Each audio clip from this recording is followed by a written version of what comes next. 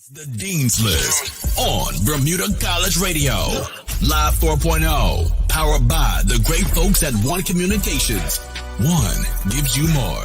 And I am joined in studio today by two very amazing young women. One, Ms. Denise Carey from home Bermuda, and the Honorable Tineé Furbert, who is no stranger to this great island. How are you doing today, ladies? Good morning. Good morning. So first and foremost, thank you so much for coming on. I'm looking forward to having this conversation with the both of you. Now, Ms. Carey, I want to kick off with you first. Home Bermuda is a new collaborative collaboration that you have with the Bermuda government. Can you tell us a bit about Home and what this is, or what it is to the great folks of Bermuda? Absolutely. HOME was founded by an amazing man named Arthur Whiteman. And the vision for HOME is to end homelessness in Bermuda permanently. So our number one job is to not only advocate for individuals who may be homeless or experiencing homeless. Our responsibility is to collect data to make sure that all the decisions and strategic plans that we do are driven by that data. Our goal is to really work with all agencies throughout our island that provide services to the homeless population so that we can work together as one. And then to also make sure that we are looking at all jurisdictions that are dealing with homelessness, jurisdictions that look similar to Bermuda, jurisdictions that are working with governments, that are working public-private partnerships, all those sorts of scenarios, so that we as a collective can not only advocate, educate, but then ultimately end homelessness. Now, Ms. Carey, both Ms. Carey and Ms. Furbert, Minister Furbert, now you both have your own collective accomplishments within the community. Ms. Carey, you've been working in this industry for about 30 years now. You were the former director of Sunshine League. You were also a former senior probation officer. And Minister Furbert, well, needless to say, you're a minister. So we're just going to leave it at that for the social development and seniors. So tell us, Minister, how this collaboration with yourself ties into your ministry of what you do. Sure. Thank you, Latoya. I just wanted to just mention that the government has always had the issue of homelessness on their agenda. And it dates way back in 2000, right into 2015, 2018, where different reports were done on the state of homelessness in Bermuda within different government agencies at that time. And so it is, and when we think about ending homelessness in Bermuda, people may say, well, wow, isn't that far-fetched? Well, the term ending homelessness in Bermuda means that it always has to be on the forefront of our agenda. And, having the opportunity to work closely with the charity HOME, which was formulated in October of 2021, which came at a perfect time, particularly when the country was coming out of COVID. And people, at that time were losing their jobs, and they were also experiencing extreme hardship. But people experience hardship all the time. And so, again, this just needs to remain at the forefront of everyone who is in the helping sector, to make sure that we are focusing in on the issue of homelessness in Bermuda. And it's such a big topic because I think when people initially think of homelessness, they think of just housing, right? Or what housing options we have available. And it's so much more than just the housing element. We'll get into that a little bit more, but we're very excited to have put together a advisory panel which actually came off of a steering committee that HOME did put together to come up with a end-to-homelessness strategy. And so now we are working on reviewing that particular strategy to make sure that we haven't missed any area to build upon any strengths. So. Absolutely. Now, it's funny that you mentioned this strategy because by 20, I believe it's 2026, the strategy, the milestones that you have in place are to, I'm trying to remember verbatim, by my research, but you're trying to end homelessness within the community by 2026. So tell us a bit about, and feel free to answer, Ms. Carey. Tell us a bit about that initiative and how that's coming along. Okay, well, do you mind if I start by asking you a question, Latoya? And that is, Absolutely. What does homelessness mean to you as a person who's been living in Bermuda? How would you define homelessness? That is a very good question. So I will be very honest with you. I remember seeing on social media a couple of weeks ago, I believe it was Foster Skeleton actually interviewed a young man who looked like he was about my age. I'm 35. And I don't want to call his name, although I'm pretty sure everybody knows who he is. But I have seen him working. I've seen him, he's such an amazing young man. His customer service is always on par.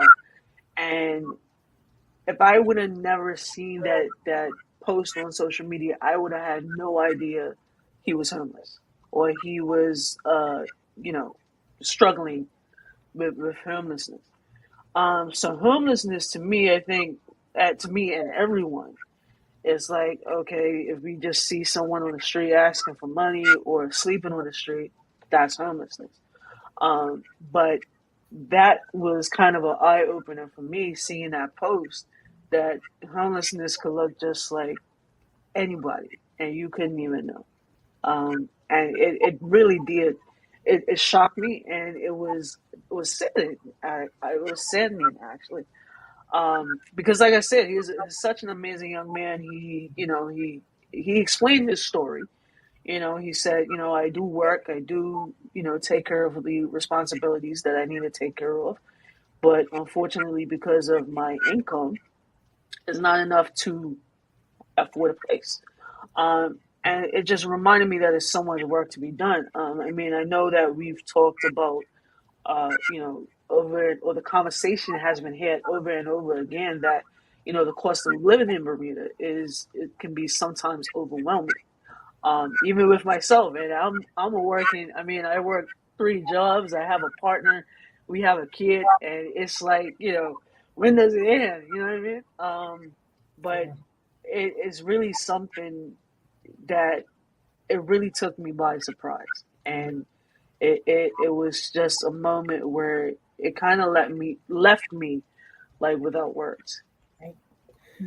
So that was an excellent response. And that is what we generally receive when we are talking with members of the community. Their first impression of what homelessness looks like are the individuals who are down on Front Street or who are living in the parks. But in actuality, the majority of individuals who are either homeless or on the pathway to homelessness looks just like that gentleman who you saw during that interview. So the first thing that we realized is that there's no legal definition for homelessness in Bermuda, and that there are a number of organizations who are doing a wonderful job to provide services for individuals who may be homeless or on that pathway.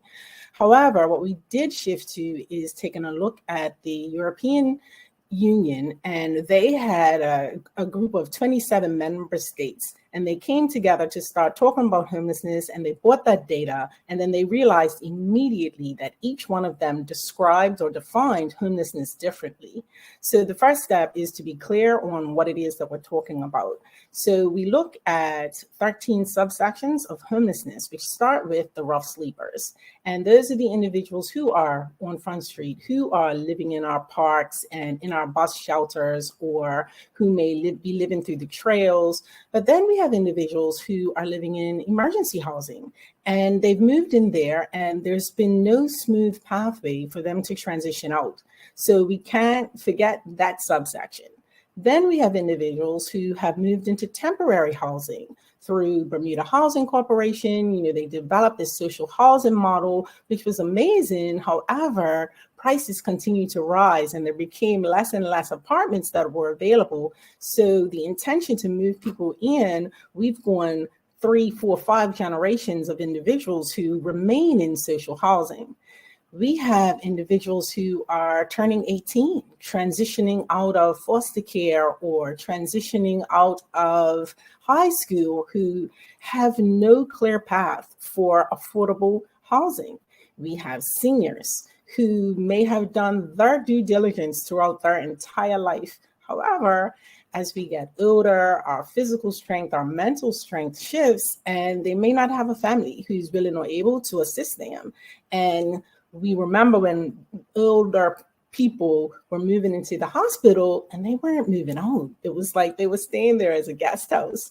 Then we have individuals who are living in institutions who may be transitioning out of KAMH or transitioning out of Department of Corrections, or even they've gone into Mid-Atlantic Wellness Institute and they've been managing their mental health, but there's no pathway or housing available for them when it's time for them to transition out.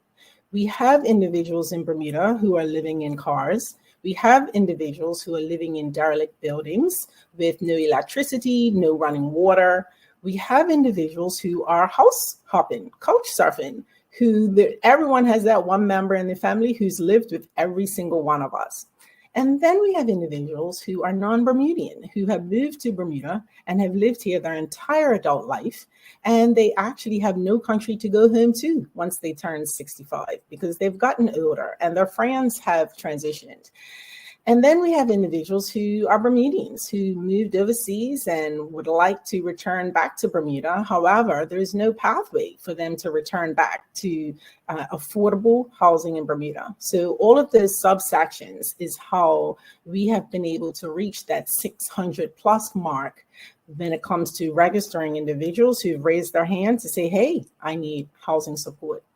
So when we're looking at 2026, the idea is for us to work together as a collective to develop not only identifying what some of the issues are, but then to look at some of the action points and what we can do as a community to come together to resolve the issues for all these subsections of homelessness.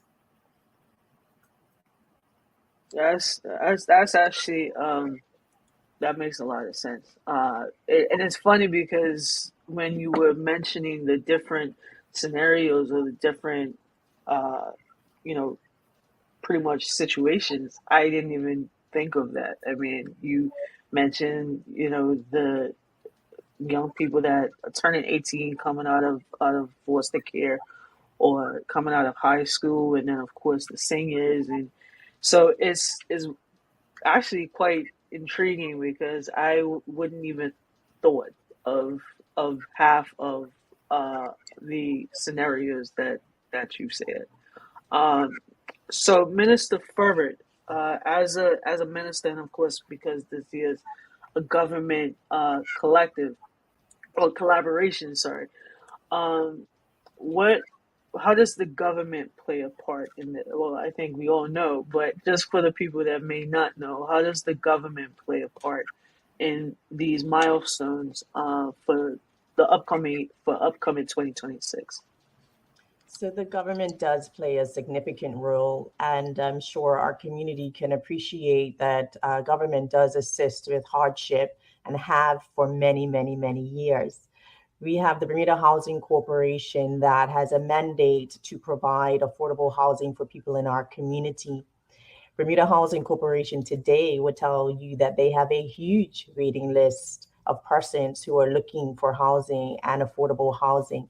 But we do have that structure and that service that we are committed to continue to build upon to allow for housing opportunities for people in our community.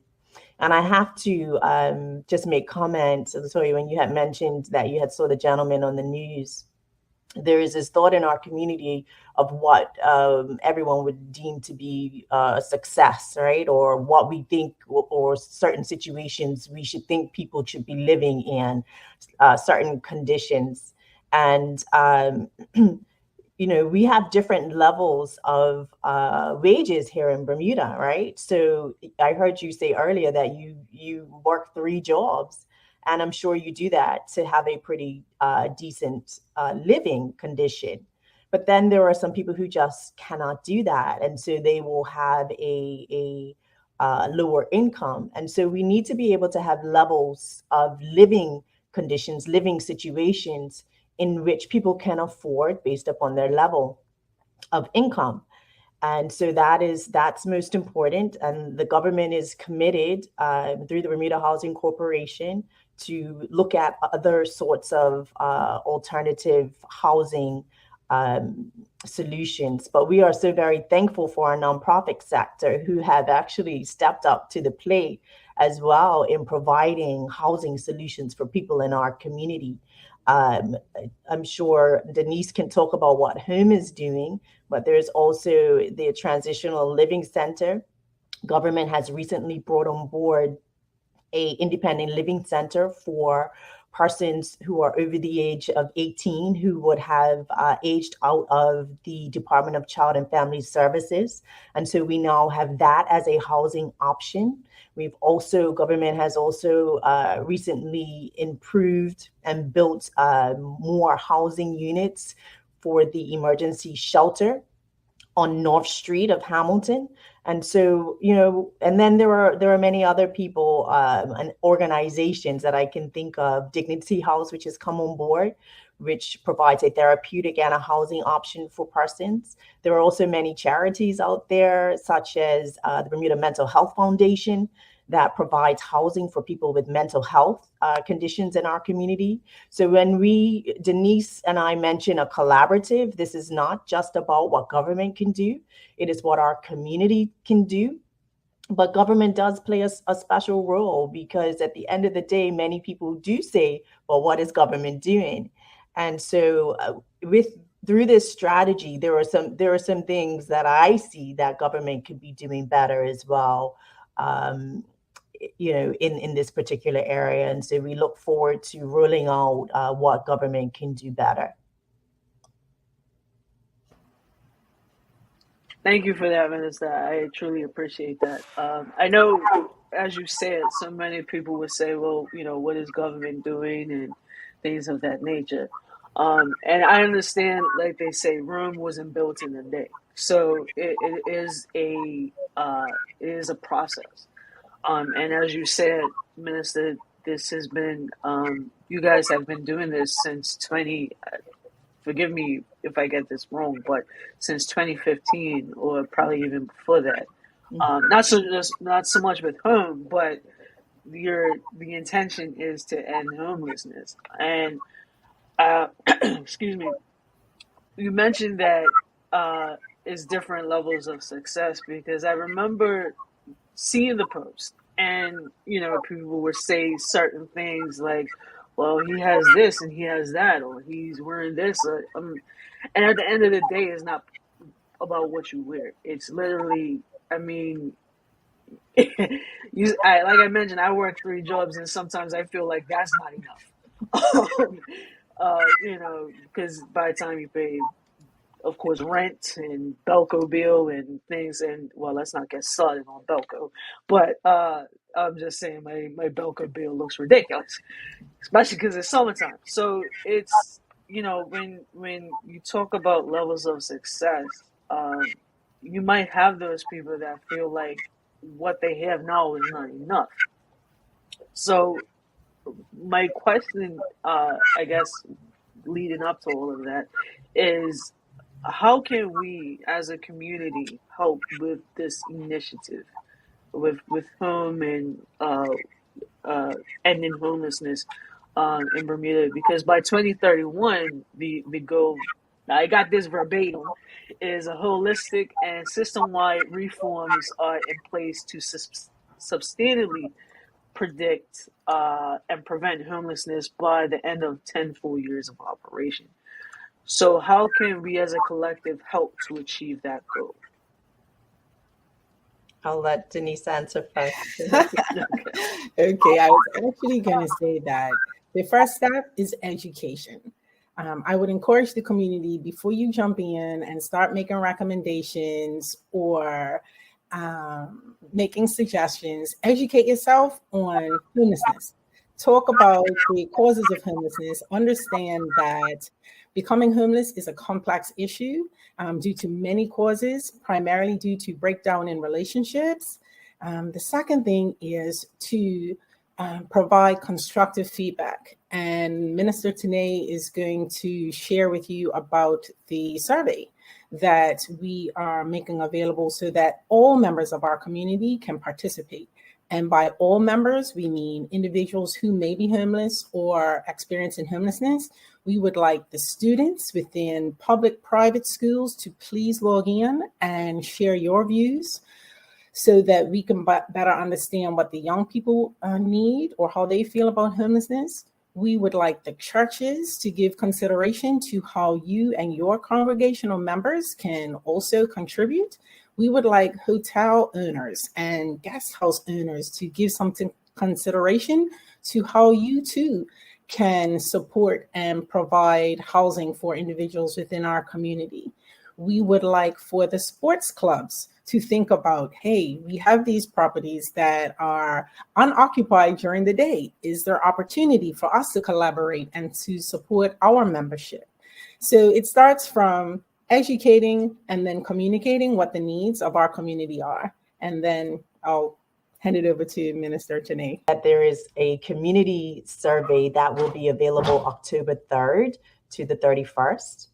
This is a survey on homelessness. We want to know our community's thoughts and what they feel is important as it relates to the topic of homelessness in Bermuda.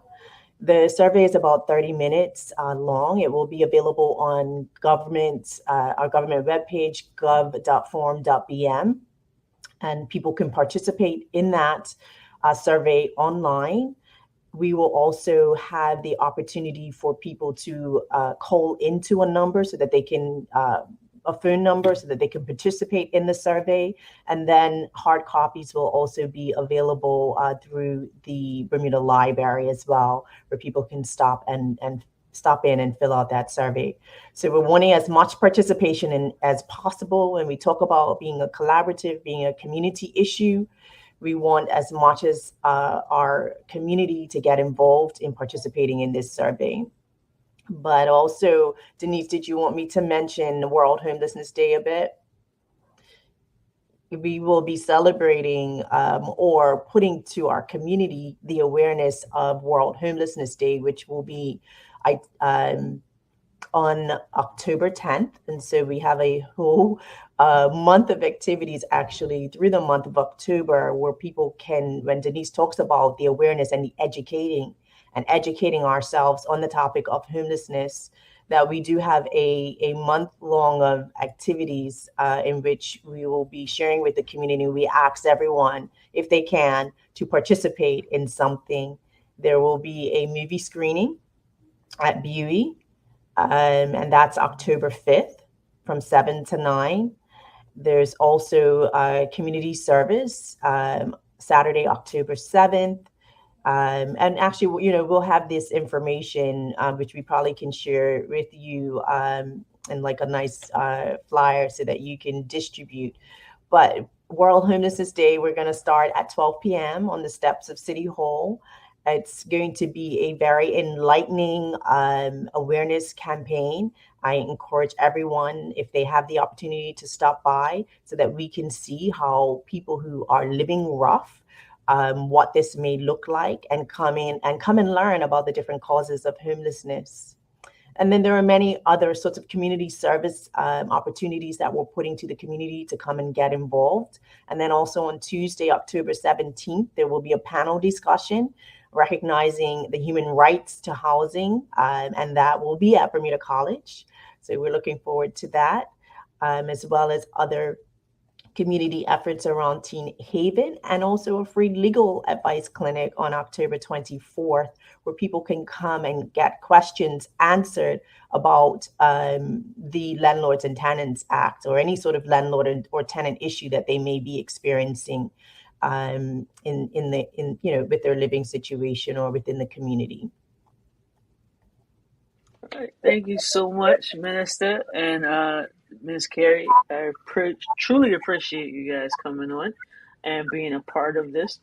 And of course, but any way that Bermuda College Radio and Bermuda College can help, we're very interested and more than happy to do so.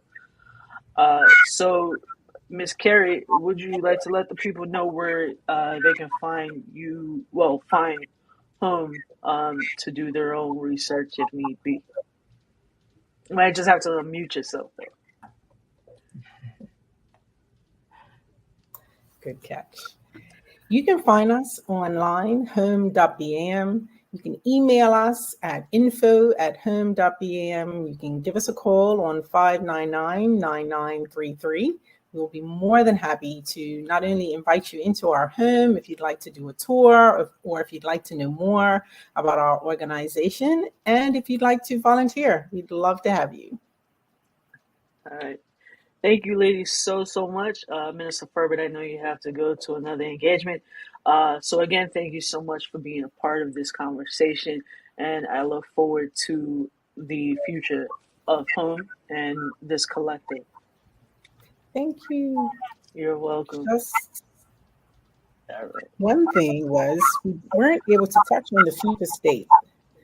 The future state. You had asked us what we would like to see by the end, I think, of 2026. Oh, right. You didn't drill down because I didn't want to release too soon. So, Minister, did you want to? Yeah, we can. Okay. Yeah, go ahead. You can, and I'll jump in. So as we come together as a community to prepare this plan to end homelessness, there's a vision for what we would like to see as our future state. And that includes public policy reform and statutory rights and protections for not only tenants, but also for landlords, public understanding and engagement. And that really needs to be an ongoing action point. We're looking for a citizen-centric coordinated service delivery that allows us to work as a multidisciplinary team as we support individuals who may need services. One front door would be awesome. Currently, if an individual is experiencing homelessness, they have to call 5, 6, 7 people. So a future state would look like calling one organization or one number so that you can get your needs met. We are working towards a rapid end to rough sleeping, and other forms of high-risk homelessness, which could include individuals who are offenders, navigating life with substance abuse, who are managing mental health, that systemic approach to homelessness, and the collection of data. So those are some of the things that we are working to make sure that the plan to end homelessness includes. Yes, and I want to thank Denise. I have to give props to the charity home who have definitely brought this issue to light, even though we know for many centuries that this has existed in our community. Nobody really wanted to talk about it, right? And nobody really wanted to, well, we were addressing it in our own sort of silos and our own personal experiences. It's going to be such power in our community to bring this to the larger community, to make this a collaborative approach. And when we speak about rough housing, I think the other most important thing to remember is also building upon trust through relationships. You know, a lot of times housing options fall apart for persons because of the relationships that they have for others. And so I think that is huge, hugely important to myself in making sure that we're also addressing that huge portion. When we think of people who run away or leave, or who are asked to leave a home, or there's some sort of behavior associated with why someone would feel like they can't stay somewhere. That's all around trust, and it's all around healthy relationships. And I think this is a huge part of what we need to tackle as well. And I'd like to thank Minister Tineé. This is such a heavy ambition for us to even think about coming together to address homelessness. And I don't want for our community to take for granted the services that have been made available to help deal with these complex issues, from workforce development. We don't often discuss the probation officers and that community service piece there to provide support. We have case managers who are working in Department of Corrections who, they work tirelessly to try to make sure that when inmates are being released, that there's somewhere safe for them to go. And there are also members at financial assistance. Like, their job is not easy. They see so many things and they have so many scenarios that they are expected to address, support every single day. And that's a huge, heavy lift. So I think what I am most pleased about with this initiative is that we've made a commitment to work together. We are not going to be spending time naming, blaming, or talking about who should have done what and when. We are really going to take a good hard step at working together so that we can address homelessness. So I do want to say thank you to all the government employees who've been doing their part. Absolutely. That is a great initiative. And for the goals that you guys have in mind for the next 10 to 15 years, that is really something special. And I really am looking forward to seeing that happen. I know, Ms. Carey, you just mentioned that, it's so easy to play the blame game and, point fingers and whatnot. But at the end of the day, it is an initiative for all of us, not just for government workers, government officials, or even government workers or private sector. It's everybody. Yes. Everybody, whether it be the youngest being 18 to the oldest. It starts with us at the end of the day. So before we end, is there anything else that either of you wanted to mention or take part in? I just want to remind everyone about the survey. I think it's, we talk about engagement, we talk about participation. For our community, we want people to get involved. We want people to share their thoughts and their opinions, and really just participate. So look out for that survey as we have it available October 3rd to the 31st. Okay. And again, for anyone that is interested, they can be found at www.home.bm. And would the survey be posted on the site as well, Ms. Carey?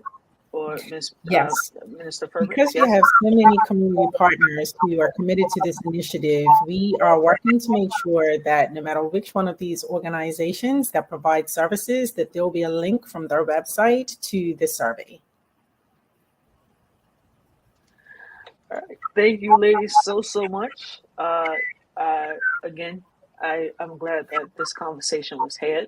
I have been educated on what homelessness looks like in Bermuda, and again, it really is something intriguing.